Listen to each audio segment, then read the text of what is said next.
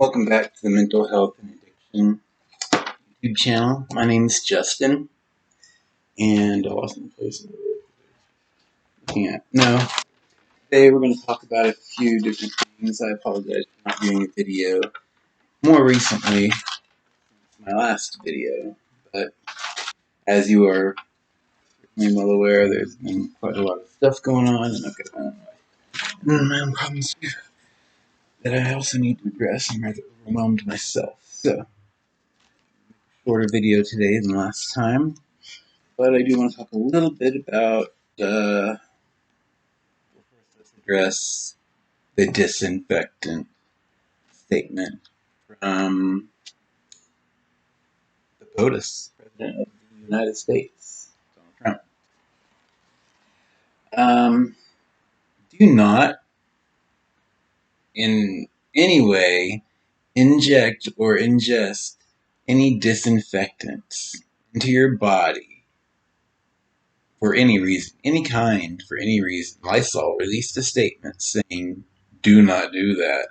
It's ridiculous that this issue is having to even be addressed by doctors on television. Don't shoot up bleach, people, or hydrogen peroxide, or whatever it is that he claims he doesn't know what he means. I'm sorry, we'll get off the subject, but don't do that. It's totally ridiculous that doctors even weigh in on it on cable news. As much as you can, please stay safe and stay home. I know that a lot of areas are looking into lifting restrictions on movement and stuff like, or on stay-at-home orders and stuff like that. I just feel like you need to do what's best for you. In my personal case, that is staying at home until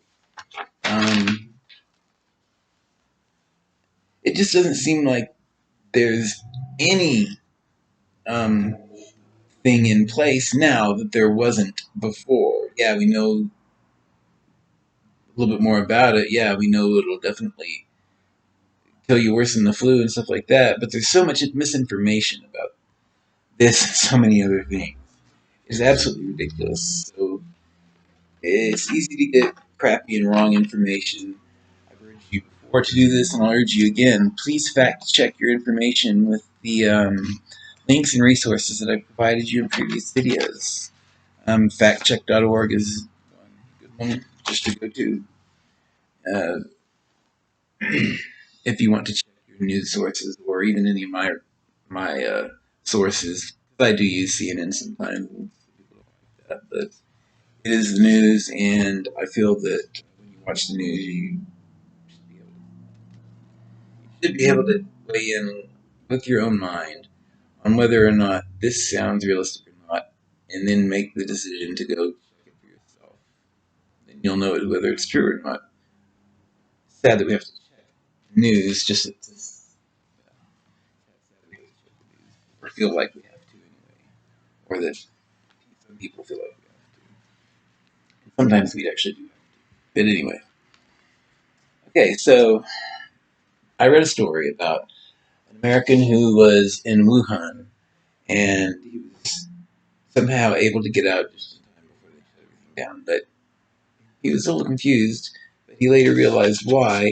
He had passed by, on the sidewalk, apparently freshly dead cats. Some people were dropping their cats out the window of their high-rise apartment buildings in China because there was a rumor going around that cats had it, or cats carry it, or something like that. Well, it turns out that animals can't get it. It's a coronavirus, which is mostly originating in animals, from what I understand, and these zoonotic diseases, which are transmissible between people and animals, are fairly rare, and something like this is it's never happened in our lifetime, so at least not to this degree. It's so virulent and I mean, it's very contagious and it's very seems to be pretty dangerous. So, anyhow, get home as much as you can. We need another stimulus package for individuals, you know, individuals and small businesses and all of the above. But they're forgetting a lot about the individuals, and I'm getting tired of that. We are what keeps the world going. Individuals, without individuals, there wouldn't be banks. There wouldn't be all those other places they feel like they need to bail out. So. And my sixth topic for today, going to be being safe at home. I'm going to talk a little bit more about cats because there have been some cats in New York as well as some other zoo animals that have been confirmed to be positive with coronavirus. I'm going to also talk about bullying, um, stressors, misinformation, and I'm going to talk about finding peace and calmness during the madness of this pandemic and in general in your life. All right. So,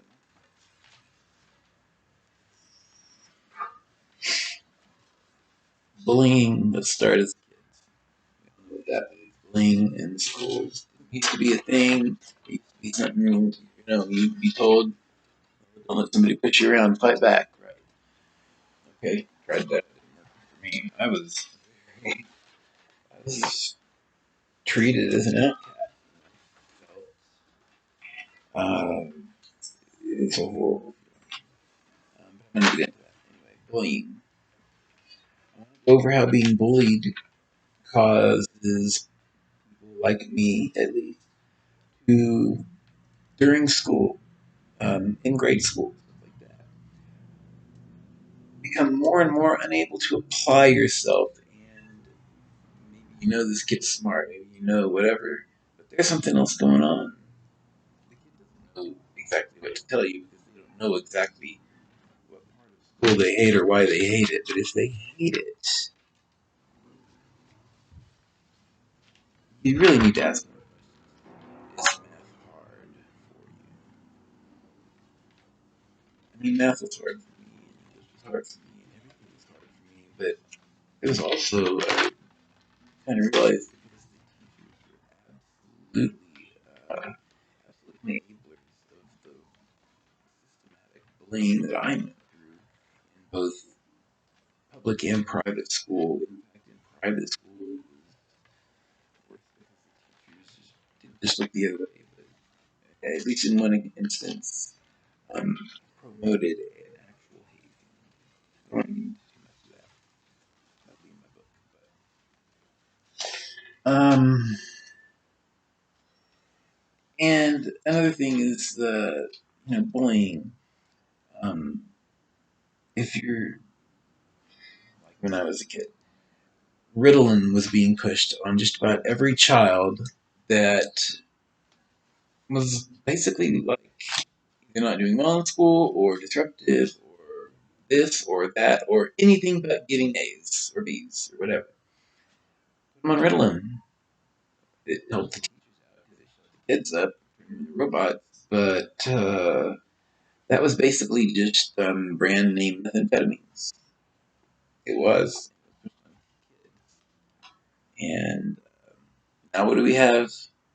A meth epidemic. Think about that. My God. You know, give children methamphetamines. My God. They take it into adulthood and they realize that it's going to get them going 100,000 miles an hour. And I've seen this happen because I grew up with people who took this.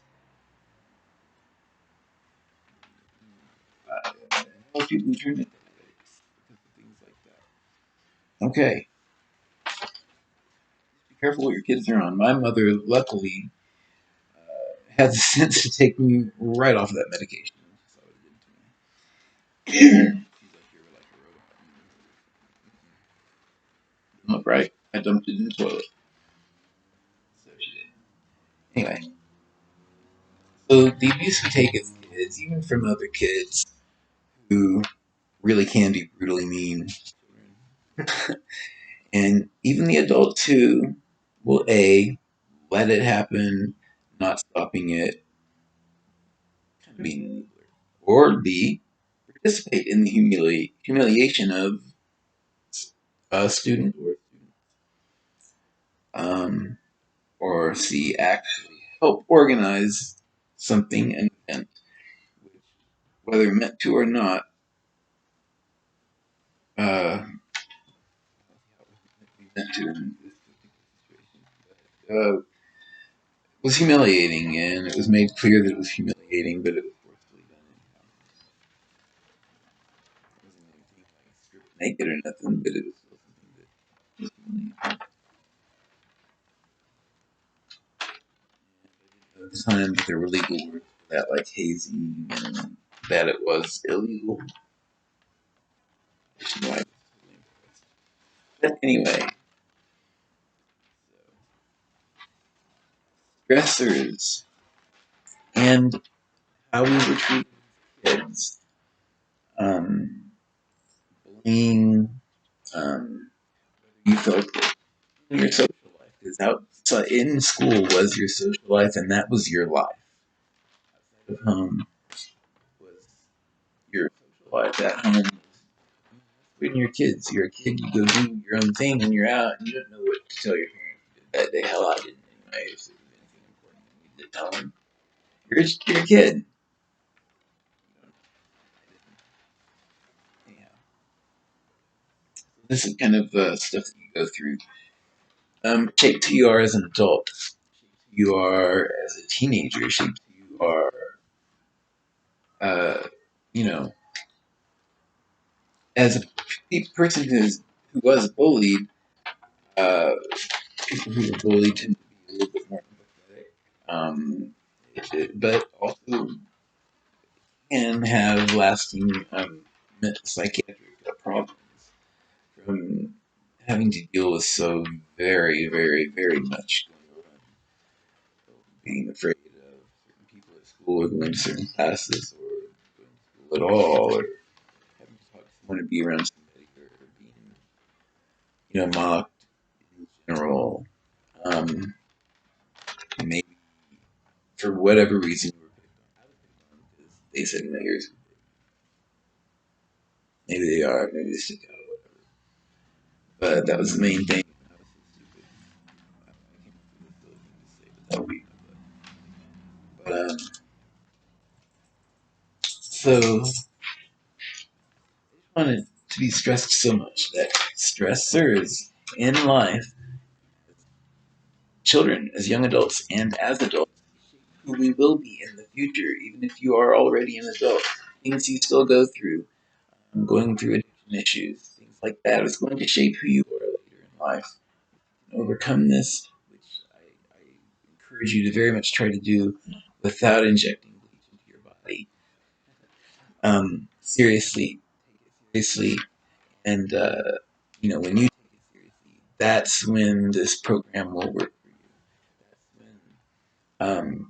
when understanding what made you yourself will start meaning something to you. It will start making you understand yourself in ways that are pretty profound. At least I've found that. Um, I don't want to be like, oh, I'm enlightened. Be like, and, however long you were on drugs, is how much learning you've got. You missed a lot, and you weren't able to think clearly, and you're able to think about some things clearly, if you will, just randomly over time as you're detoxing. You're gonna realize things, especially after you no longer have super bad cravings, or maybe even before you'll have dreams for a while. That's normal. It is not a weakness.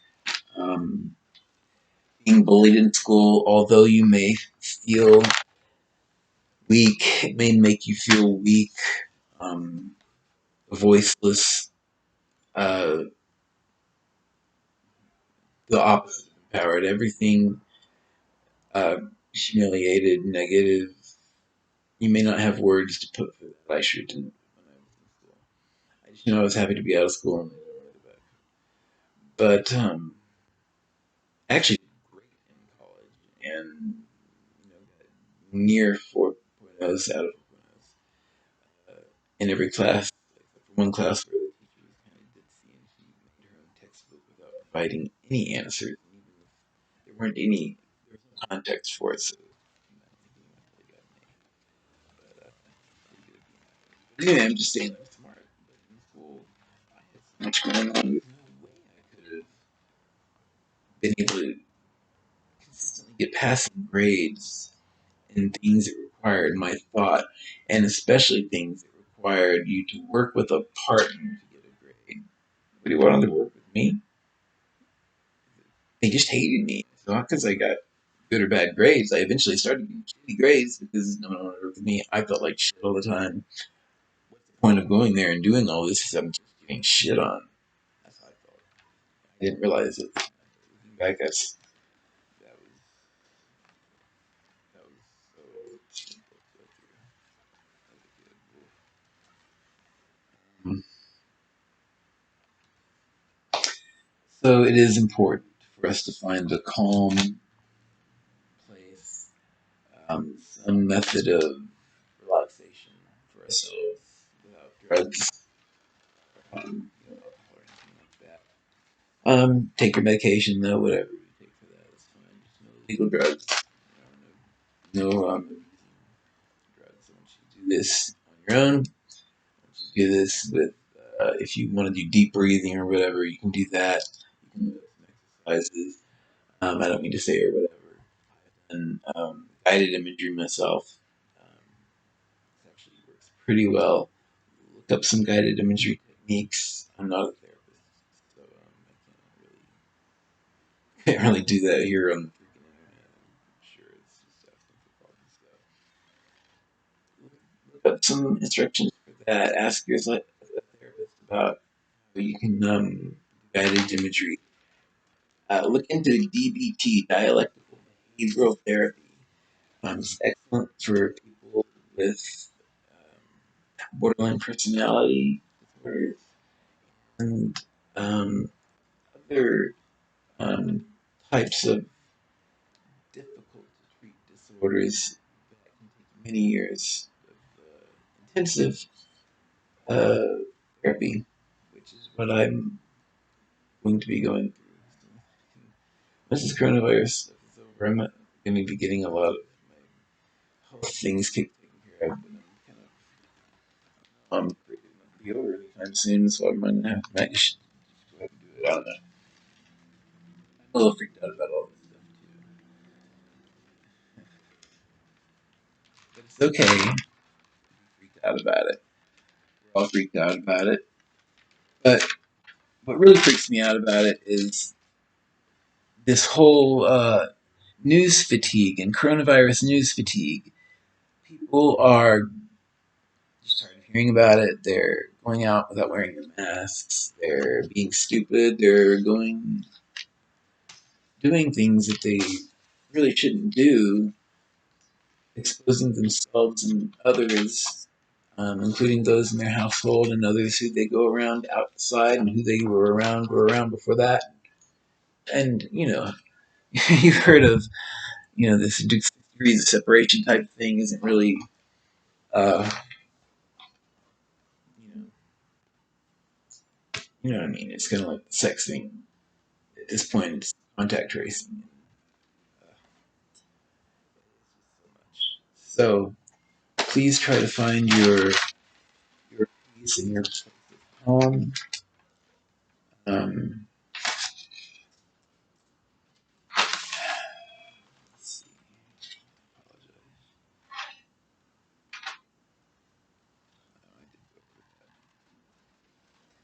I went over how kids can be truly brutal to adults. Heck, some things as an adult you're probably going to do much better than a kid screaming at another kid. But that's kind of stuff that shapes us as adults.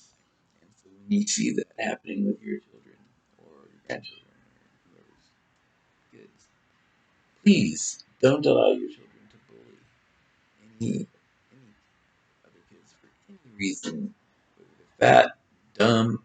It doesn't matter what reason, whether they really are dumb or they really are whatever they're making fun of. That is something that kid is gonna have to live with for the rest of their life. So um, that stuff affects people in totally. So it shapes who people are. They feel like they have to be defensive all the time when they're around people. That might make a child grow up into a socially anxious person. Um, I really think that a lot of how we're treated when we're younger and in general, and how secure we feel in places we live and uh, have to live in, like school, home, your friends in the neighborhood, whatever was going on in your childhood, if there's something you maybe think affected you, or you're not sure, speak with your therapist about this and address it. It is so good to address these problems. All right.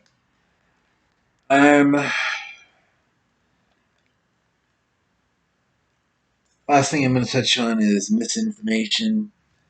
Uh, Guys, please do your own research. If you feel that there's misinformation, be informed.